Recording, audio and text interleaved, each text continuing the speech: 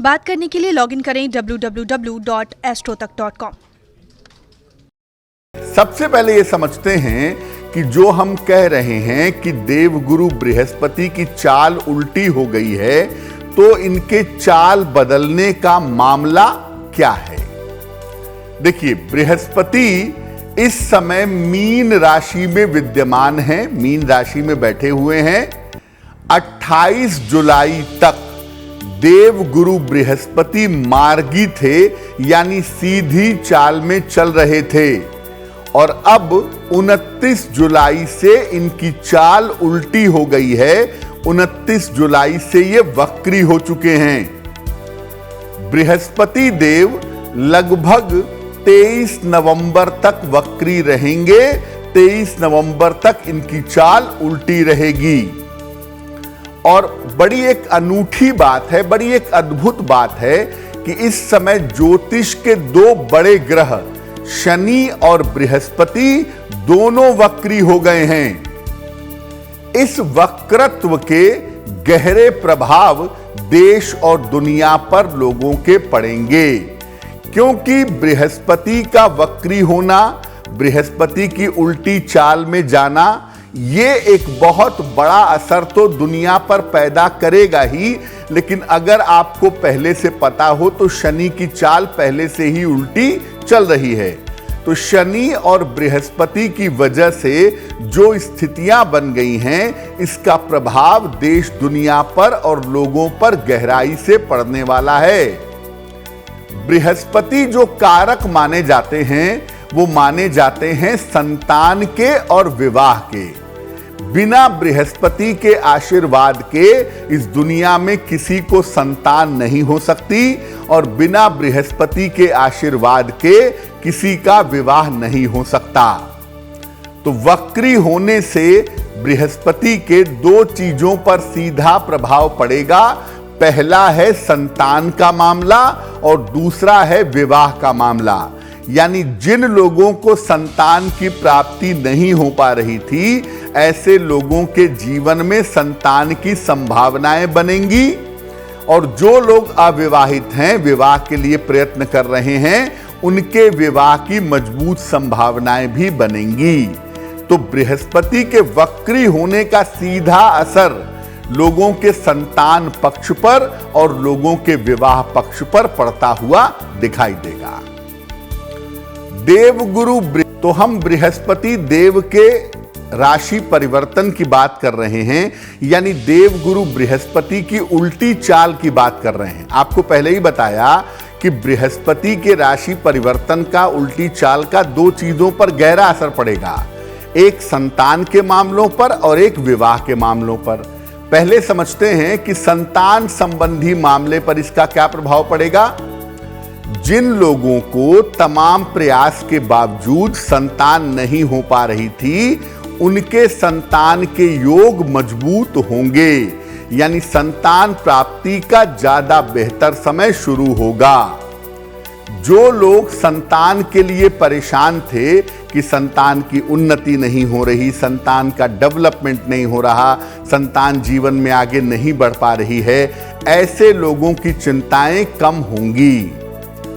देखिए, किन राशियों पर इसका ज्यादा फायदा होगा। मेष, वृषभ, मिथुन, कर्क, तुला, धनु, मकर और कुंभ और मीन राशि वालों के लिए संतान संबंधी समस्याओं का हल निकलेगा, संतान संबंधी चिंताएं दूर होंगी।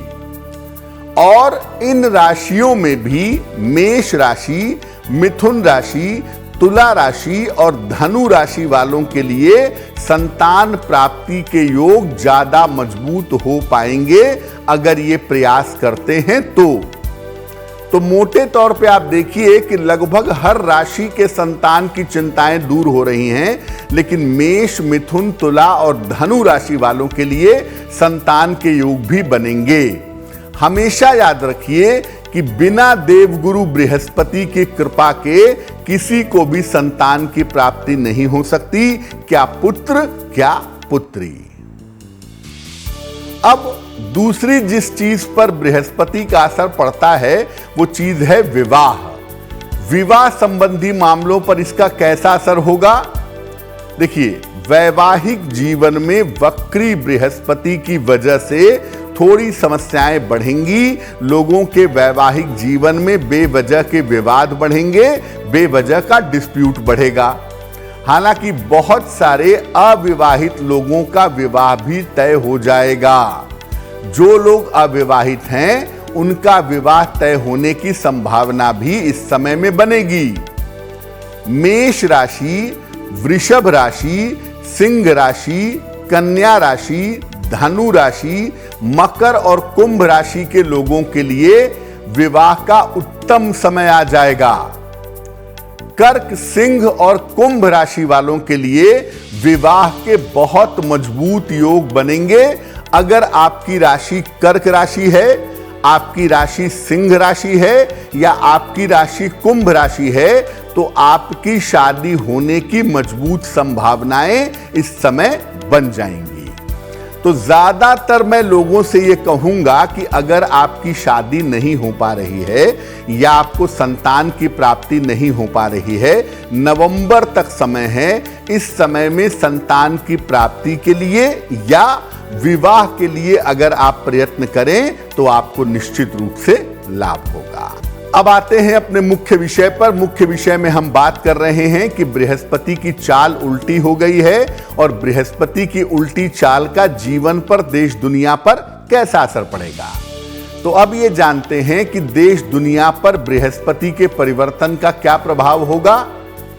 देखिए, देश दुनिया में जो अस्थिरता छाई हुई है, जो लोगों को लग रहा है कि मंदी आ जाएगी एक आध महीने में, उसमें थोड़ी राहत होगी, अस्थिरता थोड़ी सी कम होगी। भारत में जनता की स्थितियां बेहतर होंगी, महंगाई दर में सुधार होगा, तो जनता की स्थितियों में भी सुधार होगा।